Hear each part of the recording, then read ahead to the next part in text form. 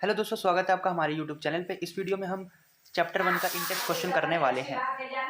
तो ये पहला इंडेक्स क्वेश्चन है। पहला क्वेश्चन कहता है कि जो मैग्नीशियम है उसे हमें क्लीन क्यों करना चाहिए बर्निंग से पहले। तो मैग्नीशियम अगर हम क्लीन नहीं करेंगे, ये मैग्नीशियम स्टेट में नहीं रहता।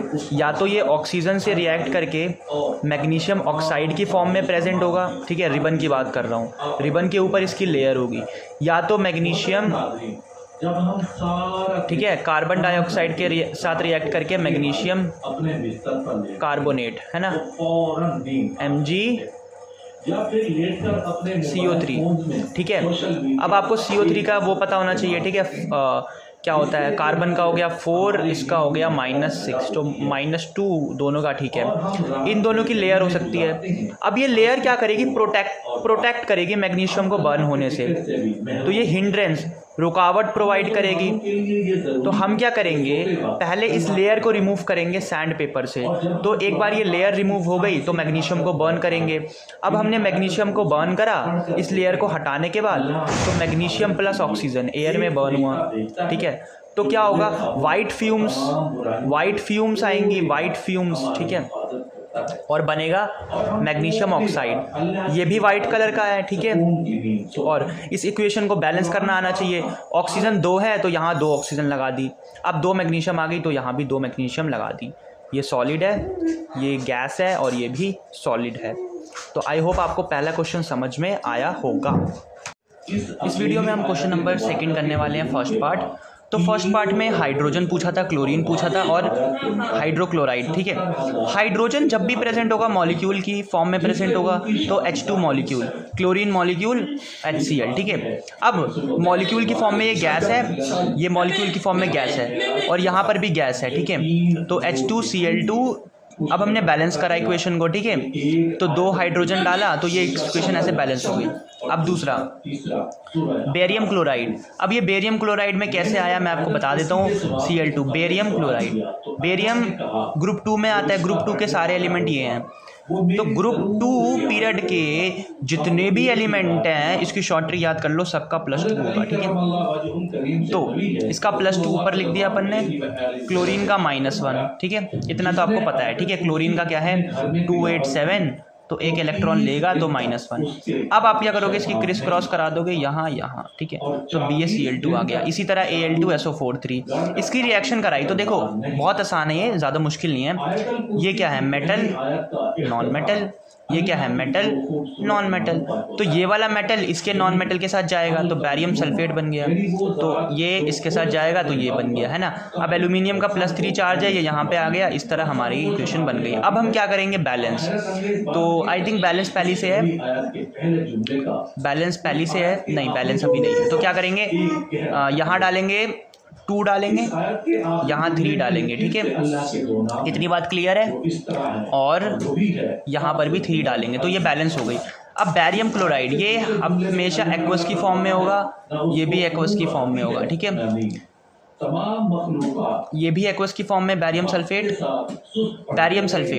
ये सॉल्यूबल प्रेसिपिटेट होता है, इनसॉल्यूबल प्रेसिपिटेट, ये वाइट कलर का, ठीक है। तो ये सॉलिड होगा और ये एक्वस की फॉर्म में होगा, ठीक है। इतनी बात क्लियर। लास्ट हमारे पास ये है sodium plus water plus sodium hydroxide plus hydrogen. देखो सोडियम का Na + H2O NaOH। अब आपको बैलेंस करना है, देखो। तो I think it is already balance,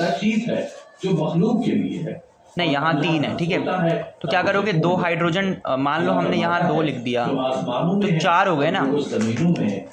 यहाँ 2 लिख दिया, यहाँ 2 डाल दिया हमने, ठीक है। तो 2 डाला, अब ये इक्वेशन बैलेंस हो गई, ठीक है।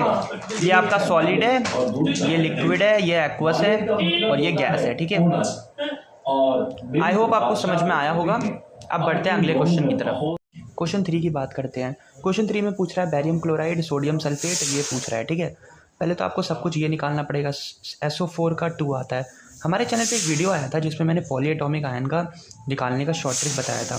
तो अगर कोई भी पॉलीएटॉमिक आयन है तो पहले वाले को मेटल मान लो, तो इसे +6 मान लिया, ठीक है। और इसे क्या मान लिया आपने, नॉन मेटल, तो -2 × 4 -8, तो -2 आ गया। तो इस तरह आप हर किसी का निकाल सकते हो, निकाल लिया एक बार। अब आपको बस बैलेंस करना है, तो इतना हो गया, आई होप बैलेंस हो गया, ठीक है। अब आप नाम लिख दो, और ये सॉलिड है, प्रेसिपिटेट, बाकी एक्वस है। इसमें भी वही है, ये एक्वस है, ये एक्वस है, ये एक्वस है, ये लिक्विड है, और बस इक्वेशन बैलेंस कर लो, ठीक है, पहले से बैलेंस है, ओके।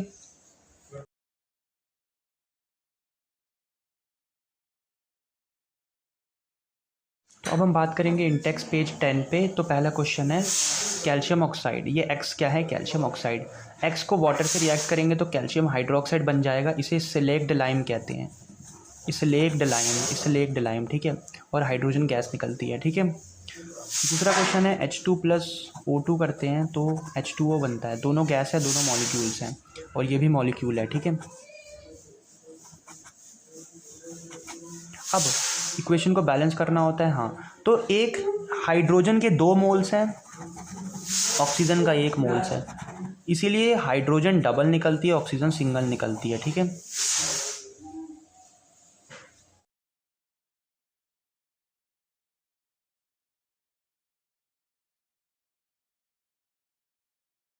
इस वीडियो में हम बात करेंगे इंडेक्स क्वेश्चन, लास्ट है। पहला क्वेश्चन है कॉपर सल्फेट में आयरन डालेंगे तो ये रिएक्शन होगा डिस्प्लेसमेंट, और ये इसका ब्लू ग्रीन कलर हो जाएगा, कॉपर आयरन नेल पे डिपॉजिट हो जाएगा, ये सिंपल रिएक्शन है, ठीक है। फिर दूसरा क्वेश्चन पूछ रहा है किसी भी डबल डिस्प्लेसमेंट रिएक्शन का एग्जांपल दो। तो मान ले हम ये कॉपर सल्फेट मान लेते हैं प्लस Fe मान लेते हैं, let's take it Fe oxide, okay, ferric oxide, so this comes here, okay,